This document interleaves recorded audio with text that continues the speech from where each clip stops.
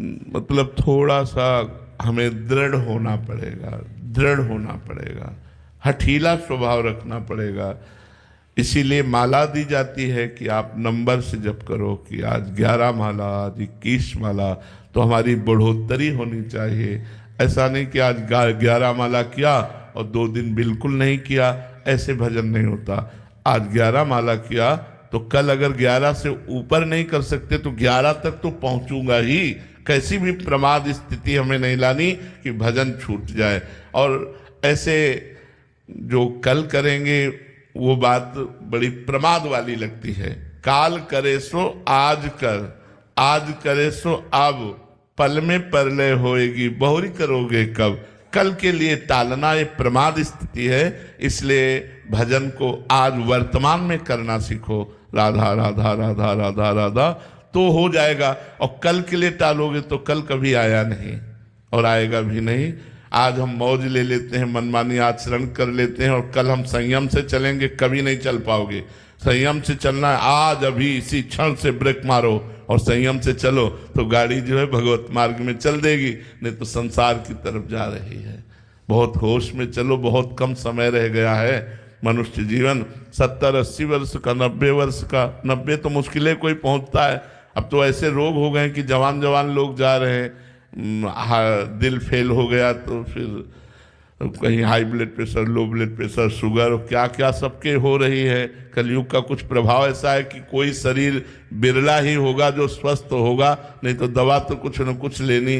तो इसलिए नाम जप करो और वर्तमान में नाम जप करो। भूत और भविष्य की चिंता मत करो। भजन को भविष्य के लिए मत टालो, गलत बातों को भविष्य के लिए टाल दो। लेकिन भजन कल नहीं, आज अभी इसी क्षण से हम शुरू करते हैं। ठीक है। ईश्वर ने विधान रच दिया है, जो जस करे तास फल चाखा, कर्म प्रधान विश्व रचि राखा, जो जस करे तास फल चाखा। कर्मों के आधार पर विश्व की रचना की है। अब आप अच्छे कर्म करोगे तो अच्छी घटना घटेगी, बुरे कर्म करोगे तो बुरी घटना घटेगी। भगवान की तरफ से घटना तो तब घटती है जब किसी भगवत प्रेमी महात्मा का या भजन का प्रभाव प्रकट होता है, तब भगवान की तरफ से, नहीं तो अपने कर्मों का ही जाल होता है। तो जो कि हम फिर नवीन कर्म क्यों करें, तो पूर्व प्रारब्ध हमें सुख और दुख देगा। हमें सुख और दुख से ऊपर उठकर परमानंद में निमग्न होना है, तो हमें भजन रूपी नवीन कर्म करना है, परोपकार रूपी नवीन कर्म करना है। गंदे आचरणों का त्याग करके अच्छे आचरण हमें करने हैं। ये हमें करने के लिए मनुष्य जीवन मिला है। भगवान केवल न्यायाधीश है, वो न्याय करते हैं। जो हम कर्म करते हैं उसका फल वो देते हैं। हाँ, जब हम शरण में हो जाते हैं तब अलग विधान चालू हो जाता है। फिर कर्मों का नाश करके भगवान उसे मोक्ष देते हैं, भगवान अपने पास बुला लेते हैं, भगवान उसे प्रेम देते हैं। पर जब तक हम भगवान से विमुख हैं तब तक कर्म के जाल में फंसकर पाप कर्म का फल दुख और पुण्य कर्म का फल सुख और विविध योनियों में जन्म मरण, ये चक्र चलता रहता है।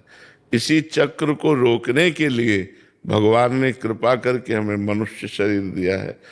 अब इस शरीर में आकर ऐसी प्रमाद स्थिति आ जाती है, भूल हो जाती है कि हम अपने कोई स्त्री या पुरुष मानकर बस शरीर सुख के भोग, खान पान, देखना सुनना, भोगना, इसी में पूरा जीवन व्यतीत कर देते हैं। जो हमारा लक्ष्य था कि मनुष्य जन्म पाकर हम भगवान का भजन करके इस माया में संसार चक्र से मुक्त हो जाएंगे, वो हम कर नहीं पाते।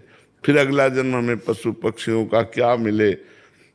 84 लाख योनियों में एक मनुष्य योनि है, बकाया सब जीव जंतु, सब पशु पक्षी, कीड़ा मकोड़ा, क्या सब, इनमें सब में हमें जाना होगा। अगर हम मनुष्य जन्म को सुधार ना पाए तो इनमें हमें जाना होगा। इसलिए हम मनुष्य जन्म को सुधारें। भगवान की कृपा से हमें मनुष्य जन्म मिला है। खूब नाम जप करें, सुख में अभिमान न करें और दुख में विषाद न करें। दुख को झेलने की सामर्थ्य नाम जप से आएगी।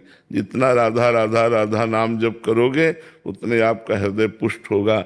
या जो जहाँ जुड़ा हुआ है अपने, मान लो कोई राम राम जप रहा है, कोई वाहेगुरु जप रहा है, वो सब एक ही परमात्मा के विविध नाम है। अपने अपने गुरु प्रदत्त नाम का जप करे, उसी जप से हृदय मजबूत होता है। जो बड़े से बड़े कष्ट को हम सह करके धर्म पूर्वक चल सकते हैं।